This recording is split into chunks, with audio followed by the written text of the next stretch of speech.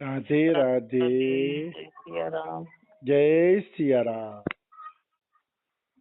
આપણે ઠાકુરજીની સેવા કેવી રીતે કરવી એના ઉપર પ્રવચન ચાલે છે. તો આપણે આગળનો પ્રશ્ન જોઈએ કે ઠાકુરજીની સામે આપણે ભોજનની થાળી રાખી દઈ છીએ, પણ ઠાકુરજી ખાતા નથી. આપણે ઠાકુરજીની સામે દૂધ રાખી દઈ છીએ, પણ ઠાકુરજી દૂધ પીતા નથી. તો ઠાકુરજી ખાતા પણ નથી અને પીતા પણ નથી, તો ભોગ લગાડવાનો અને દૂધ પીવડાવવાનો ફાયદો શું? આવો એક પ્રશ્ન પૂછવામાં આવ્યો છે કે ભાઈ ઠાકુરજી તો કઈ ખાતા પીતા નથી, તો પછી આ ભોગ લગાડવાનો ના દૂધ પીવડાવવાનો ના બધાનો ફાયદો શું? તો આનો પહેલો જવાબ તો હું ડોંગરેજી મહારાજ પ્રમાણે આપીશ. ડોંગરેજી મહારાજને પણ કોકે આવી રીતે જ પૂછ્યું હતું કે ભગવાન જમતા નથી તો પછી એને જમાડવાનો ફાયદો શું? ત્યારે ડોંગરેજી મહારાજ કહે છે ભગવાન આપણી જેમ મુખેથી ખાતા નથી, પણ આપણી ભાવનું ગ્રહણ કરે છે. ભોજન જમાડવામાં આપણો જેટલો ભાવ હોય છે એ ભાવ ભગવાન ગ્રહણ કરે છે. તો ભોજન ઓછું નથી થતું. શું કામ? ડોંગરેજી મહારાજે ઉદાહરણ આપ્યું, તમે કોઈ ફૂલ તોડો અને પછી કલાક એક ફૂલની સુગંધ લ્યો, અને કલાક એક ફૂલની સુગંધ લીધા પછી ફૂલને જોખો તો ફૂલનો વજન એટલો ને એટલો જ રહે. કલાક એક સુગંધ લેવા છતાં પણ ફૂલનો વજન એટલો ને એટલો જ રહે છે. એવી રીતે ભોજન તમે ભગવાન પાસે રાખો છો તો તમારી ભાવનાની સુગંધી ભગવાન ગ્રહણ કરી લે છે. તમારો જે ભોજન ધરવામાં ભાવ છે, જે પ્રેમ છે, એની સુગંધી ભગવાન ગ્રહણ કરી લે છે. બાકી ભોજન જમતા નથી. કેમ? તો કે આપણી હજી અધિકાર નથી. જ્યારે અધિકાર બની જાય છે ત્યારે ભગવાન પ્રત્યક્ષ પણ જમી જાય છે. જેમ આપણે મહેમાનોને જમાડીએ છીએ, નજર સામે મહેમાનોને જમાડીએ છીએ, એમ ઠાકુરજી આપણી સામે બેહીને જમી જાય છે. નામદેવજીનું દૂધ પી ગયા, કર્માબાઈનો ખીચડો ખાઈ ગયા, પ્રત્યક્ષ ભગવાન જમી જાય છે. પણ એના માટે ભાઈ એવડી શ્રદ્ધા, એવડી નિષ્ઠા, એવડો વિશ્વાસ અને એવડો પ્રેમ જોઈએ.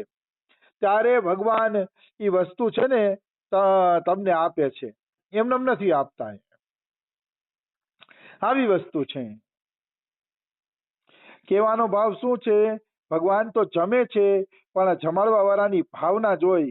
કોણ કહેતે હે ભગવાન ખાતે નહીં, તુમ સબરી કી તરહ ખિલાતે નહીં. આવી વસ્તુ છે. આ તો ડોંગરેજી મહારાજનો જવાબ હતો. હવે અહીંયા સ્વામી રામસુખદાસજીના શિષ્ય શિવબલી બ્રહ્મચારી શું જવાબ આપે છે એ જોઈએ. भगवान का प्रत्येक अंग विलक्षण है. भगवान अपने आंखों से देख भी लेते हैं, सुन भी लेते हैं, खा भी लेते हैं. मतलब ભગવાનનું એક એક અંગ છે ને એ વિલક્ષણ હોય છે. ભગવાન આંખેથી જોઈ શકે, આંખેથી સાંભળી શકે અને આંખેથી ભોજન પણ લઈ શકે. કારણ કે ભગવાનના બધાય અંગ ચિન્મય છે. ભગવાનના બધાય અંગ બધું કાર્ય કરી શકે. જેવી રીતે આપણી આંખ હોય ને તો આપણે આંખેથી ખાલી જોઈ શકીએ, પણ આંખેથી જમી ન શકીએ. પણ ભગવાનમાં એવું નથી. ભગવાનના તો બધાય અંગ છે એ પૂર્ણ છે. ભગવાનને તમને પગના અંગૂઠા પાસે કોળીઓ રાખો તો પગના અંગૂઠામાં મોઢું પ્રગટ થઈ જાય અને ત્યાંથી પણ ભગવાન જમી લઈએ. કારણ કે ભગવાન દિવ્ય છે, ચિન્મય છે, પૂર્ણ છે. એટલે મનુષ્ય જેવું એનું જળ શરીર નથી ભગવાનનું. ભગવાનના જન્મ અને કર્મ દિવ્ય છે.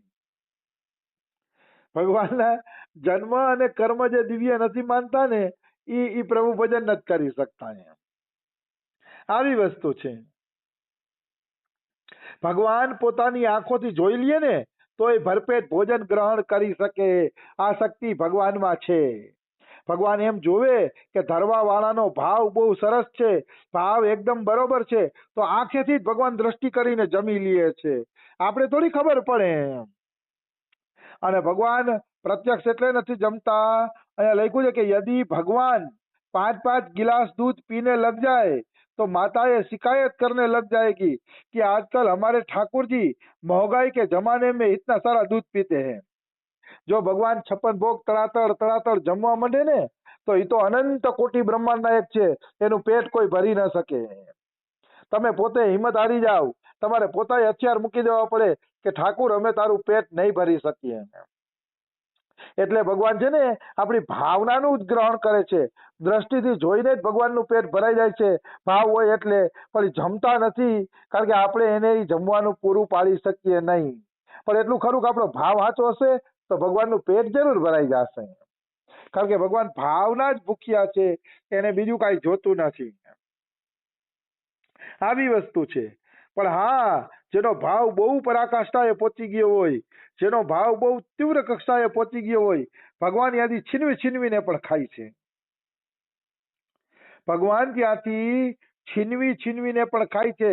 જેમ મધુમંગલની હેઠી છાસ એને છીનવીને પણ પીધી હતી.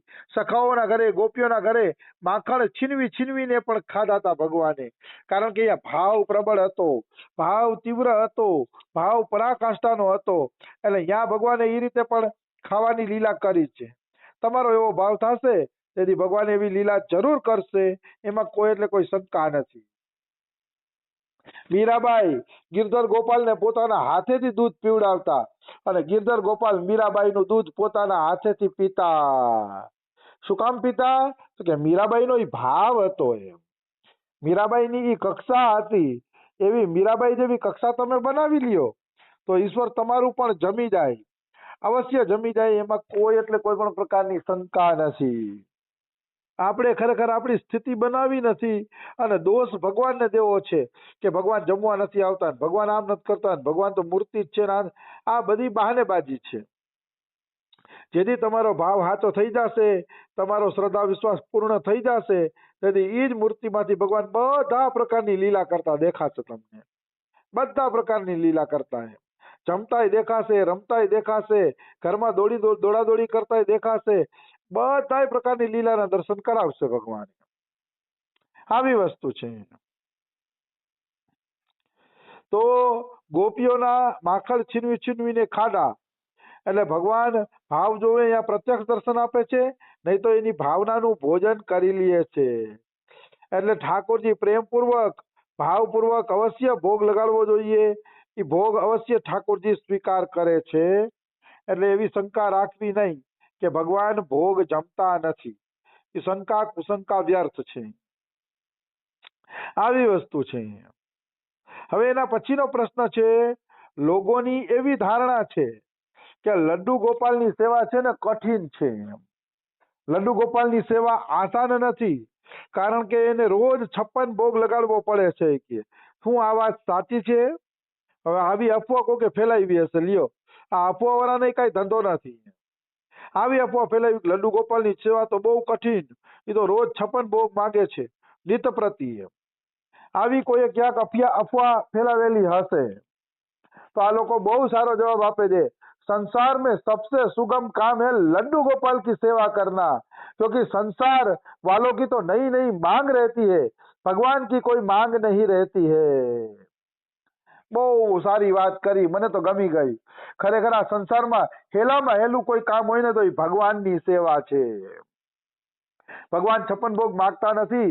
આ તો જેને 56 ભોગના પૈસા ખિસ્સામાં નાખવા હોય ને એને આ વાત ફેલાવી છે કે 56 ભોગ ધરો એટલે ભગવાન પ્રસન્ન થઈ જાય, 56 ભોગ ધરો એટલે તમારી મનોકામના પૂરી થઈ જાય. આવી વાતો કોણ ફેલાવે ખબર છે? મંદિરના પૂજારીઓ ફેલાવે, કારણ કે અહીંયા 56 ભોગ થાય તો અડધા પૈસા ખિસ્સામાં નાખવા થાય ને. અમારા સદગુરુદેવ તો મોઢે કહેતા હોય છે 56 ભોગમાં શું હોય ખબર છે? એક ને એક જ લોટના અલગ અલગ કલર નાખીને આઈટમ બનાવીને 56 ભોગ કરી નાખે, અને ઓલાને એમ લાગે જોવા વાળાને કે જો અલગ અલગ કલરની અલગ અલગ આઈટમ બની છે, પણ લોટ એકનો એક જ હોય, ખાલી એમાં કલર નાખીને અલગ અલગ આઈટમ બનાવી નાખે એટલે થઈ જાય 56 ભોગ, અને બાકીના પૈસા એ ખિસ્સામાં નાખી દે છે. એટલે 56 ભોગ થી જ ભગવાન પ્રસન્ન થાય છે. એવી વાતો કોઈ મૂર્ખા જ ફેલાવતા હશે, સાચો વ્યક્તિ આવી વાતો ફેલાવશે નહીં. સાચો વ્યક્તિ તો એમ કહેશે કે ભગવાન કઈ માંગતા જ નથી, 56 ભોગ ને ઈ હેલામાં હેલી લડ્ડુ ગોપાલની સેવા છે.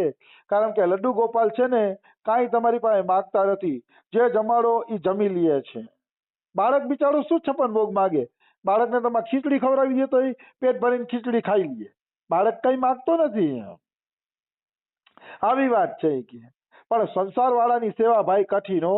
સંસારવાળાની નવી નવી માંગ હોય, આ જમાડજો ને ઓલું જમાડજો ને આ કરી દ્યો ને ઓલું કરી દ્યો ને આમ કરો ને તેમ કરો ને. આ સંસારની માંગ અમુકની કઠિન છે. આટલું તો ભગવાન જીવ પાસે માગતોય નથી. ભગવાન તો દયાનો સાગર છે, કરુણાનો સાગર છે. એને ખબર છે કે સાધારણ મનુષ્ય ક્યાંથી આટલું પૂરું પાડી શકે, એટલે જ ભગવાન કાંઈ માગતા નથી જીવ પાસે. ભગવાન ચાહે છે તો કેવલ પ્રેમ, કે તમે મારામાં સાચો પ્રેમ રાખો, બીજું મારે કંઈ જોતું નથી. प्रेम सिवाय भगवान कहीं मांगता नहीं. यदि हमारा खिलाने का भाव नहीं है तो भगवान 56 प्रकार के व्यंजनों की तरफ देखते भी नहीं है. जो તમારો ભાવ નહીં હોય ખવડાવવાનો તો ભગવાન 56 ભોગ તરફ પણ નજર કરશે નહીં. દુર્યોધન કે મેવા ત્યાગે સાગ વિદુર ઘર ખાઈ ખાઈ सबसे ऊंची प्रेम सगाई. દુર્યોધનના મેવા છોડી દીધા અને વિદુરજીના ઘરે શાક ખાવા ગયા. કોણ કહે છે કે દ્વારકાધીશને 56 ભોગ જોઈ? રાજા છે તો 56 ભોગ જમતા હશે, કોણ કહે છે? ઠીક છે, એની પત્નીઓ જમાડતી હશે, એવું નથી કહેતો. બાકી બીજા પાસે ભગવાન અપેક્ષા રાખતા નથી. વિદુરજીના ઘરે શાક ખાવા પણ વયા ગયા. એ દ્વારકાધીશે દેખાડી દીધું કે ભલે પત્નીઓ મને 56 ભોગ જમાડે, પણ મારો ભક્ત જો પ્રેમથી જમાડે તો હું નાની વસ્તુ પણ આજે જમવા તૈયાર થઈ જાઉં છું. આ ઠાકોર બધી લીલા કરીને દેખાડે છે. દ્વારકાધીશની માણસો ખોટી નિંદા કરે છે કે દ્વારકાધીશ વ્રત જેવા મધુર નથી ને આ તેને. એવું કંઈ નથી. દ્વારકાધીશે વિદુરજીના છિલકા ખાધા હશે વિદુરાણીના, ત્યારે શું માધુર્ય લીલાથી કઈ કમ છે કે એને ઉદારતા દેખાડીને વિદુરાણીના છિલકા ખાધા? આમ જોઈને ભગવાનનું જન્મ કર્મ ચમે દિવ્યમ એવમ યો વેતી તત્વતઃ ત્યક્ત્વા દેહમ નૈતિ મામેતિ સો અર્જુન. મતલબ ભગવાનની જન્મ કર્મની બધી લીલાઓ દિવ્ય છે. તમારી દ્રષ્ટિ જોઈ, જ્યારે જીવને તત્વ દ્રષ્ટિ મળી જશે અને તત્વથી ભગવાનની લીલા જોશે ત્યારે એને ભગવાનની બધી લીલામાં દિવ્યતા દેખાશે, બધી લીલામાં પ્રેમ અને ભાવ દેખાશે, બધી લીલામાં ઉદારતા દેખાશે કે બધી લીલામાં ભગવાન ઉદાર બનીને ભક્તોની સેવા કરે છે. નિશ્ચિત ઉદારતા દેખાશે. એમાં કોઈ એટલે કોઈ પણ પ્રકારની શંકા નથી, કોઈ સંશય જ નથી. આવી વસ્તુ છે. એટલે ભગવાનની બધી ઉદાર લીલા છે. દ્વારકાધીશ તો દ્વારકાધીશ હતા જ, એમાં કોઈ શંકા નથી. પણ અર્જુનનો રથે આયકો ને, પ્રેમ વિવશ પારથ રથ હાક્યો ભૂલ ગયે ઠકુરાઈ રાઈ सबसे ऊंची प्रेम सगाई. તો દ્વારકાધીશ જ હતા અને કોઈ એમ કે એમાં માધુર્ય રહ્યું નથી તો અર્જુનનો રથ શું કામ હાંક્યો? અર્જુનનો રથ હાંકીને ભગવાને દેખાડી દીધું કે હું રાજા બની જાઉં કે અનંત કોટી બ્રહ્માંડ બની જાઉં કે કોઈ પણ બની જાઉં, કે દેખાડે છે કે હું સદાય ભક્તોના વશમાં છું. ભક્તો જેવી રીતે મને રાખે છે એવી જ રીતે હું રહું છું. ભગવાન આવી લીલાઓ કરીને જીવને દેખાડે છે. એટલે ક્યારેય ભગવાનની લીલામાં સંશય નહીં કરવાનો કે આ તો અહીંયા દ્વારકાધીશ બની ગયા ને હવે એમાં ઓલો રસ નહીં રહ્યો હોય ને ઓલું માધુર્ય નહીં રહ્યું હોય ને. બધું હોય, આપણી અંદર ભગવાનનો પ્રત્યે સાચો ભાવ ન હોય ને એટલે આપણે એ માધુર્યના દર્શન થતા ન હોય. જો સાચો ભાવ હોય ને તો ભગવાનની પ્રત્યેક લીલા મંગલમય દેખાશે. મને તો નરસિંહ ભગવાને કૃષ્ણ જેટલા જ પ્રેમાળ દેખાય છે. પ્રહલાદજી ગયા તો નરસિંહ ભગવાને ખોળામાં બેસી લીધા પ્રહલાદજીને અને જીભેથી ચાટવા માંડ્યા.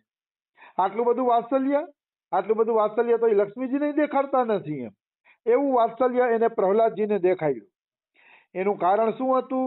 એનું કારણ એ હતું કે ભગવાન ક્યારેય કોઈની ગુસ્સે થવું, એ તો બધી લીલા હોય અસુરોને મારવા માટે, પણ ભક્તો માટે તો નરસિંહ હોય તોય ભલે ને વામન હોય તોય ભલે ને વરાહ હોય તોય ભલે, એ જ પ્રેમ હોય છે.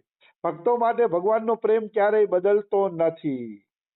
એટલે એક વાત યાદ રાખવાની, કોઈ ભગવાનના સ્વરૂપને કે લીલાને નાની મોટી માનવાની નહીં, જોવાની દ્રષ્ટિનો ફેર છે. જ્યારે તત્વથી જોશો ત્યારે બધાય ભગવાનની આંખમાં એ જ કરુણા દેખાશે જે કરુણા તમને રાધારાણીની આંખમાં દેખાય છે કે કૃષ્ણની આંખમાં દેખાય છે. એ જ કરુણા દેખાશે. તમારે બધા દેવી દેવતાના ફોટા જોઈ લેવા, ફોટા જોશો એટલે તમને અનુભવ થઈ જશે.